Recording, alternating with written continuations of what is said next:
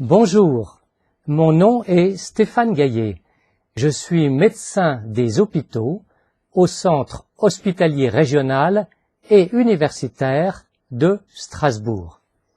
Si ma formation est celle d'un médecin clinicien spécialisé en médecine interne et maladies infectieuses, je n'ai plus actuellement d'activité clinique.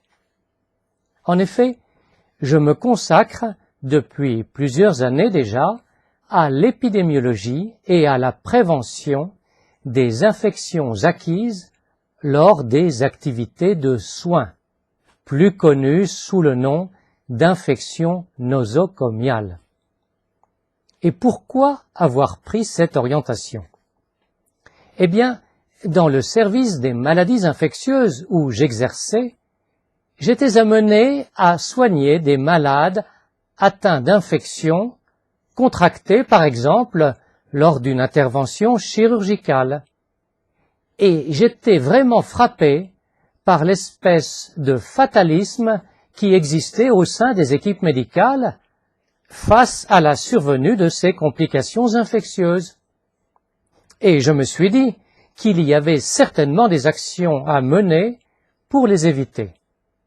C'est ainsi que je suis devenu médecin hygiéniste.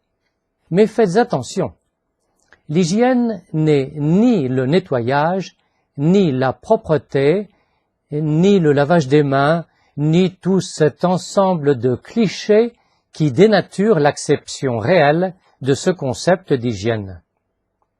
En réalité, l'hygiène est une branche de la médecine dont l'objet est la prévention des maladies.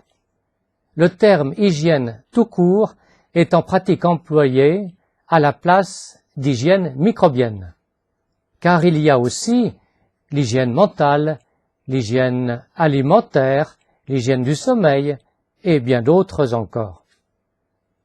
Pour revenir à mes activités, ma fonction actuelle s'exerce au niveau de l'Alsace et consiste, dans le cadre d'une mission de service public, à faire bénéficier les professionnels de santé, des établissements sanitaires, mais aussi médico-sociaux, de mon expertise en matière de prévention des infections liées aux soins, ainsi qu'en matière de gestion des risques associés aux soins d'une manière générale.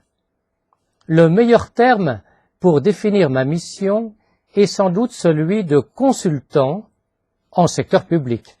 En effet, je suis consulté par différentes voies de communication afin de donner des conseils et des avis, généralement assortis de documents électroniques que j'envoie. Je donne par ailleurs bon nombre de cours et de conférences. J'effectue bien sûr également des audits et d'autres formes d'évaluation. Merci de votre attention.